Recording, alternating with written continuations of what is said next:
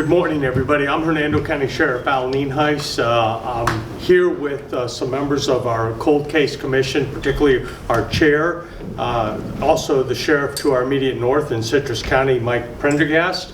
I also have here with us this morning Bill Gladstone, who's our state attorney for the 5th Judicial Circuit, and we of course have to work very closely with him if we're going to bring any cold cases, or any cases for that matter, for prosecution here in the 5th Judicial Circuit. This Cold Case Commission, from a perspective of the sheriff, particularly the president of the Florida Sheriff's Association, this Cold Case Commission was instituted in 2015. And it was a way to bring a bunch of different individuals from varied backgrounds and disciplines together to listen to cold cases that are presented primarily by sheriff's offices, to get some ideas about how they can move forward with advanced technology or maybe some investigative techniques that hadn't previously been thought of in these particular cold cases. As, again, president of the Sheriff's Association and being on the board for several years, this is something that the Sheriff's Association supports wholeheartedly and has resulted in some successful closures of cases. And it is certainly something that we've used here in Hernando County. I have a detective assigned, and he certainly appreciates the contacts he's made from these different disciplines. Now, with some more specific information, I'm going to turn it over to the chair of this commission, Sheriff Mike Prendergast. Thank you, Mr. President. I'm Citrus County Sheriff Mike Prendergast, and I've been appointed by Sheriff Nienhuis to continue my service as the chairman of the Florida Cold Case Advisory Commission. And as Sheriff Nienhuis mentioned, this was a brainchild of the Florida Sheriff's Association, and it's really created out of the need because there are a number of cases virtually across every county in the state of Florida that are still searching for answers. And while we might not get the type of closure that some of the family members would like to see out there, we nevertheless endeavor mightily to go out and seek those answers for these cases that have been sitting on the shelf perhaps, sometimes for decades, and try to seek resolution, put the evidence together, deploy some of the new techniques and tactics and the great technology that's emerged over the years since these cases were initiated sometimes 4 or 5 decades ago, and take that new technology, infuse it into the evidence that still is left behind, and see if we can seek some of those answers and solve some of these cases. We are currently working on 80 cases across the state of Florida, some of them from just a few years old to some of them going back several decades. We spent the entire day yesterday going over some of the training opportunities that have emerged as a consequence of what we've learned in the past 6 months or so since our last meeting. We got a great briefing on a case that started nearly two and a half decades ago out of the Tallahassee area by our great colleagues from the Florida Department of Law Enforcement. And it's the real genesis of this is to, again, get those answers and solve some of these cases. We, the commission, do not actually solve the cases, however. I have to emphasize that it's really back on the shoulders of those respective sheriff's offices and those other law enforcement agencies that are our strategic partners for this cold case commission that actually solve these cases. But it takes a collective effort, not only from law enforcement, but from the DNA scientists, from our partners at the FBI, who we had a great briefing from earlier this morning, to the state attorney's office, to everybody examining the facts that are pertaining to these cases, taking them and giving them a fresh perspective from some new detectives perhaps, again, some of the new technology that's been introduced into the profession, and also going back and re-interviewing witnesses who may recollect some other facts that we might find useful to help us solve some of these cases that have been in existence for a very long period of time. It would not be possible without the leadership from the Florida Sheriff's Association and the Board of Directors of the Sheriff's Association to be able to do this, because we do this at no expense to the individual taxpayers. We don't have an appropriation that comes out of the state legislature. This is sheriffs from Florida banding together, working with our other fellow law enforcement agencies at the state and other levels around the state, as well as our federal partners, to be able to bring the success stories that we're able to talk about here and bring them to the forefront, and also to raise awareness about some of those old cold cases that are out there. Some of the colleagues that we have that have come in from other parts around the country will be briefing us on some other cases a little bit later this afternoon, and we're really looking forward to a briefing to come in from the Attorney General's office from the state of Texas that's going to talk about some of the cutting edge things that they're doing as they attempt to get their cold case commission off and running and to the level of operational capabilities that the Florida Cold Case Advisory Commission has. I don't want to belabor any of those other points, but I would like to ask our state attorney to come in and speak just briefly about some of this great work that's going on, and also then perhaps we'll turn it over to you and answer any of your questions. Thank you. Thank you, Sheriff. Good afternoon. One of the things that the Sheriff touched on is closure, and what the important work that everybody's doing in this commission is giving an opportunity for families and victims to finally get closure on some of these cases. It couldn't be done without the hard work for the sheriff's deputies and the police officers all around the state that work on these commissions.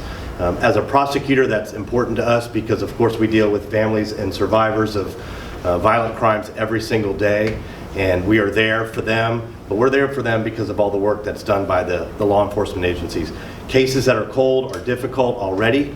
If you think about it, you've got witnesses that have disappeared, or you've got evidence that needs to be retested or perhaps wasn't collected. You have all kinds of issues that are unique to cold cases, which present challenges. So working together as a team and working together with all these partner agencies is why this commission is so successful.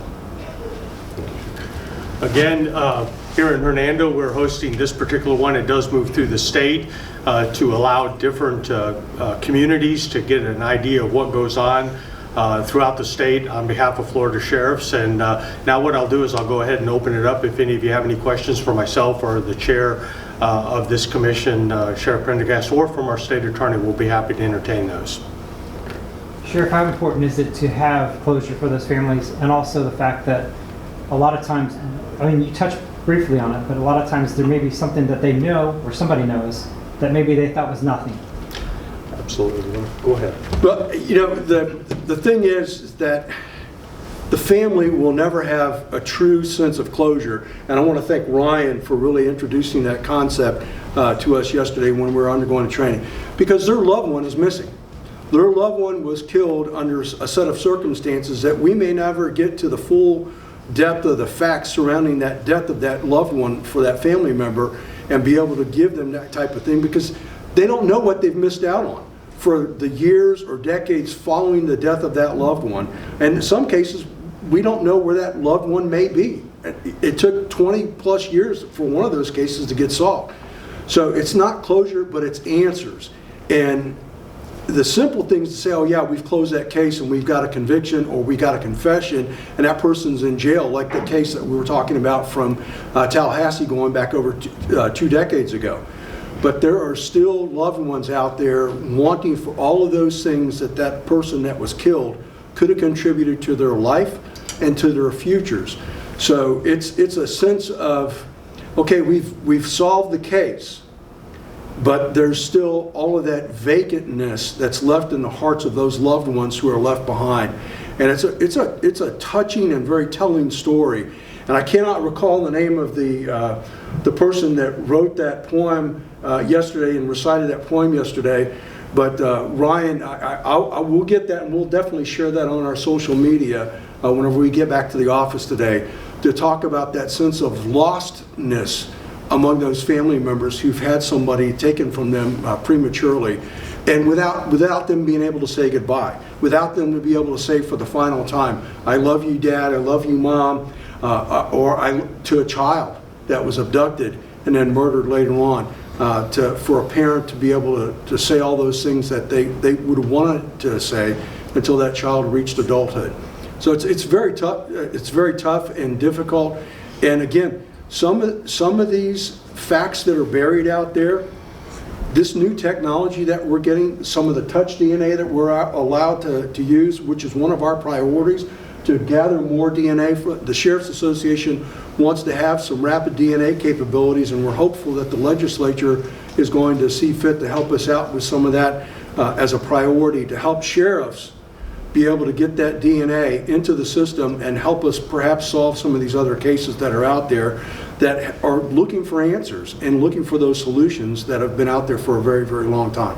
One of the things I noticed in the release is that this committee has the ability to provide funding to agencies that maybe can't afford to send up to the bigger labs. Tell me a little bit about that. So that is an important feature that we get. The Sheriff's Association provides funding into the Cold Case Advisory Commission so that we've got a little bit of, it's not a lot of money, okay? And some of these tests are quite expensive, and they run into the tens of thousands of dollars to do these very specific DNA tests. But it's also in a situation where we've got great evidence, but the DNA techniques have changed so dramatically since that case was generated and initiated, whenever the person was found dead, or at least we had a crime scene that we've exploited and harvested as much evidence as we can, but we go back and retest some of those things that we've got in evidence to see if the new technology has allowed us to be able to provide a greater linkage.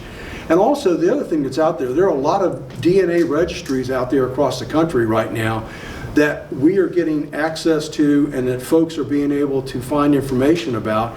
And I think that's been phenomenally helpful for law enforcement to help us solve some of these older cases that are now getting solved for these family members that are still seeking answers to their questions. And another question for you, Sheriff Nienhuis. With the anniversary of the Jennifer Odom case, how maybe is this committee going to help maybe get more clues and answers to that case? Well, I would tell you that it is a case that is never far from the minds of the people here in the Hernando County Sheriff's Office, and even our prosecutor, our state attorney, Bill Gladstone, and I talk about it on a fairly regular basis. And we've made significant strides in that case because of the hard work of my cold case detective, and he is stretched very thin, as you might imagine. Working several cold cases, and this is one of them. But I will tell you, we've made some advances in that case, and we are hoping every single day that we get to a point where we develop a prosecutable case, rather, for the state attorney's office, so that we can find justice for Jennifer Odom, because I talk about this very frequently. Many of our victims lead high-risk lifestyles, and they're still just as much victims as anybody else, but it certainly tugs at the heartstrings much more when the person is truly an innocent victim. They're not leading a high-risk lifestyle, and Jennifer definitely fell into that category of a schoolgirl getting off a school bus, minding her own business, and was abducted and murdered. It is something that is as I said, my cold case detective and I talk about it on at least a weekly, if not sometimes daily basis, about the progress we're making on that. So we certainly hope every single day that we get enough to charge an individual or individuals in that case. And one question for the state attorney. I'm probably going to defer to the sheriff. That's not about Jennifer Odom. This is not about the Odom case. So basically, can you tell me, how important is it for this committee to help you prosecute cases? Oh, it's absolutely vital because the specialty knowledge that the people on the committee have and the amount of time that they get to devote to each individual case, as the sheriff's mentioned before, their detectives are spread thin throughout the state, doing all kinds of current cases, working, everyday cases are coming in and they're following up on leads and they're making phone calls and they're working those cases. Here you've got a committee that is able to dedicate and focus all their efforts on whatever their assignment is, and that really makes the difference. So let me throw this out there too. If it were not for the capabilities of this interdisciplinary team, we could not be able and fully mission capable to deploy these specialized assets to help out some of these underserved sheriff's communities that are out there. And that's one of the other benefits that's out there, where we've got, take some of our smaller counties, more rural counties across the state of Florida, which there's a great many of them, and those sheriff's offices don't have the technical wherewithal, nor do they have the financing to be able to do this. So you see the emphasis on this cold case commission by having the FSA president, a sitting sheriff, plus I also have 2 additional colleagues that are the vice chairs of this committee.